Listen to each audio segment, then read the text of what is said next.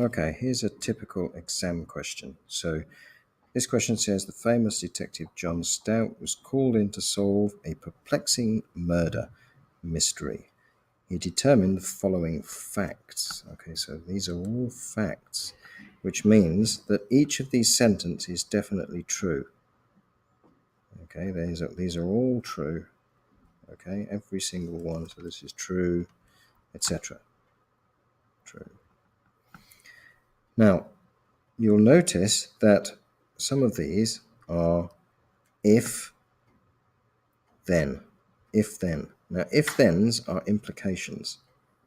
Now, implications have the following logic table. So we're going to look at the logic table for implication, logic table for if, then, which is implies.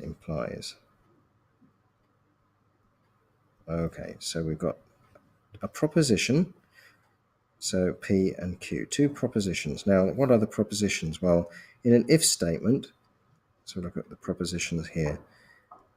In an if statement, the propositions are, so for this one here, Peter was in the kitchen at the time of the murder. That's a proposition. And the other proposition is Ian killed Nathan using poison. Okay, so there are two propositions, and we know the implication of those two propositions. If Peter was in the kitchen at the time of the murder, then Ian killed Nathan using poison. Now we know that that implication is true. Now we do not know at the moment whether or not each proposition was true or not. So in other words, this blue proposition, Peter was in the kitchen at the time of the murder, we don't know whether that's true or not.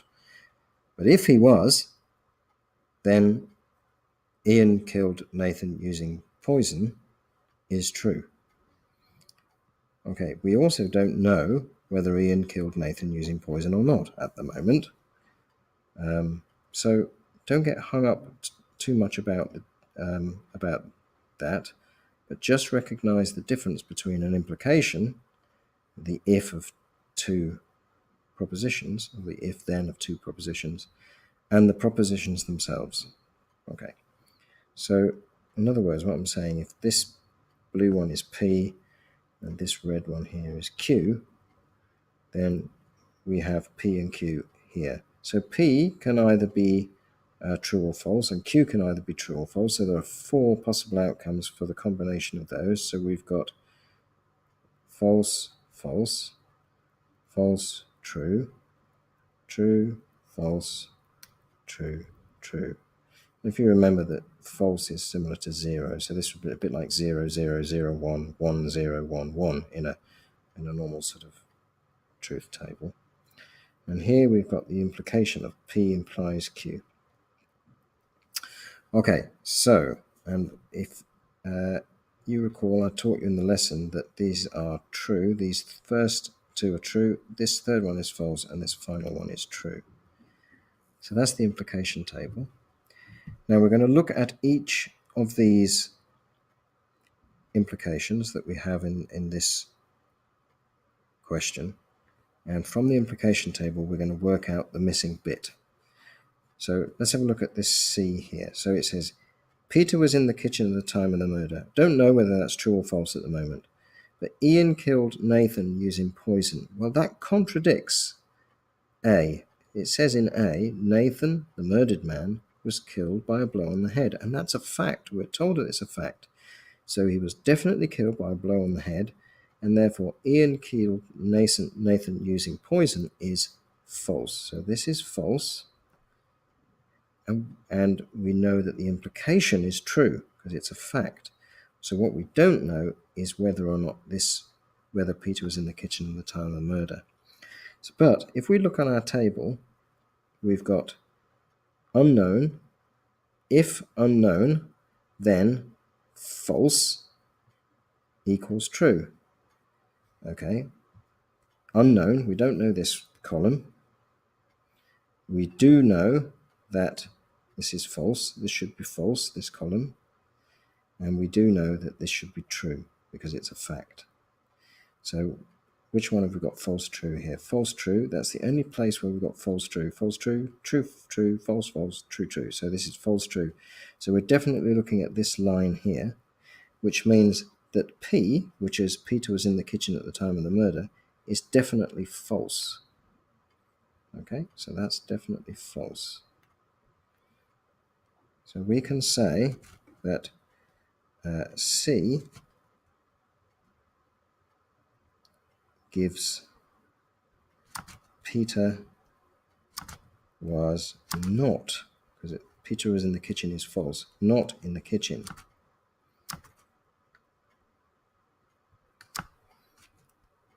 Since false implies false is true. Okay. So we now know that Peter was not in the kitchen. So now let's have a look a bit further down. If you look at E now, it says if Peter was not in the kitchen. Well, we now know that Peter was not in the kitchen is actually true, because we just did that. Peter was not in the kitchen. So Peter was not in the kitchen is true. Martin was not in the dining room.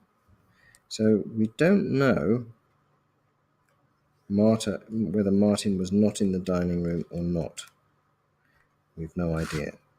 But we've got a true here, and we've got an unknown here, and we've got a true here. Remember, these are all facts, so the whole sentence is true. So we've got true, unknown, true. So where have we got true, unknown, true? True, no, that's not true, that's not true, that's true, true, unknown, that's not true, so it's not that line. True, unknown, true. This is the only line here that can be true, unknown, true, and the unknown is therefore true. Okay, so E gives that Martin, this is true, was not in the kitchen. So that's true. Martin was not in the kitchen. Okay.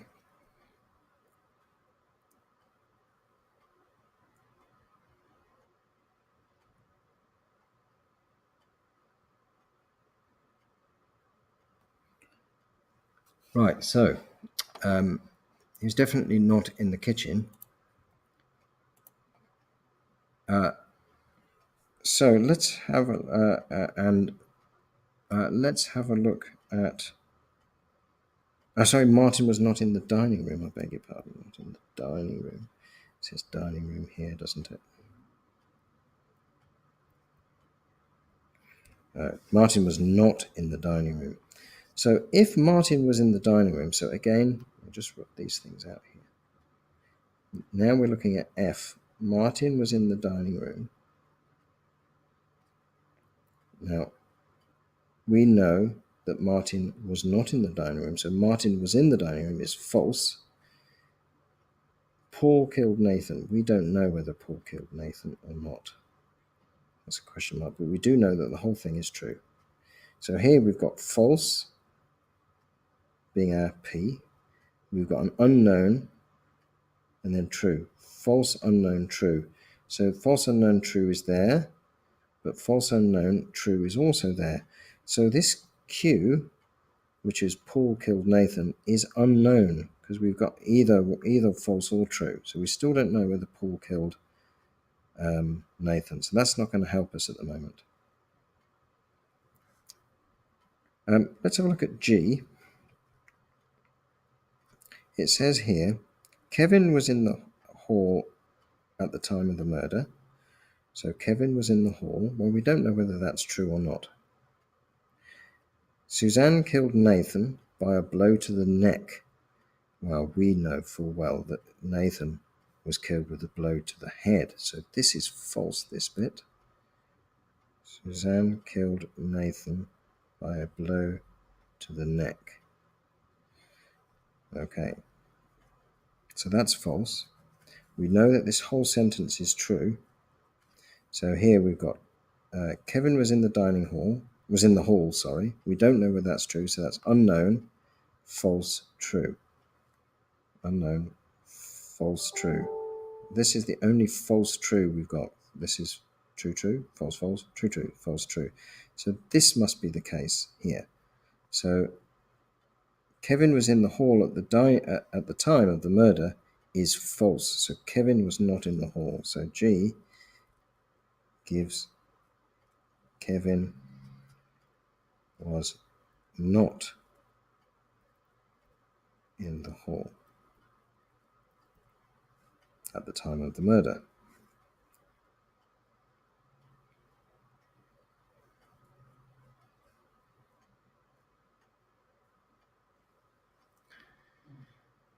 Right, let's go back to rule B now. So it says either Suzanne or Martin was in the dining room at the time of the murder.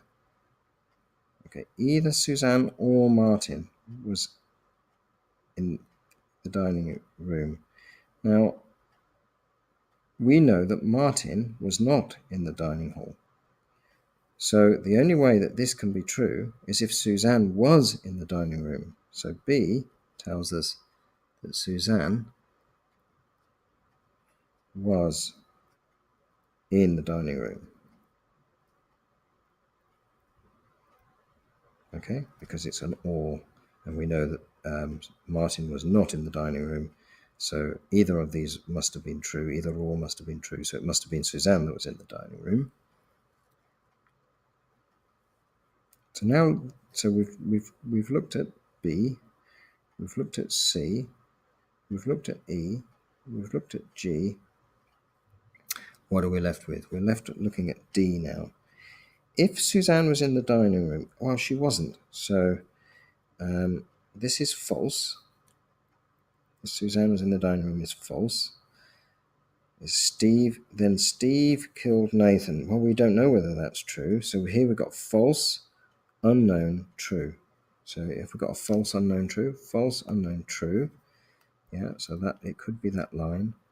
We've also got a false, unknown, true here as well. So again, we don't know for certain whether that's the case.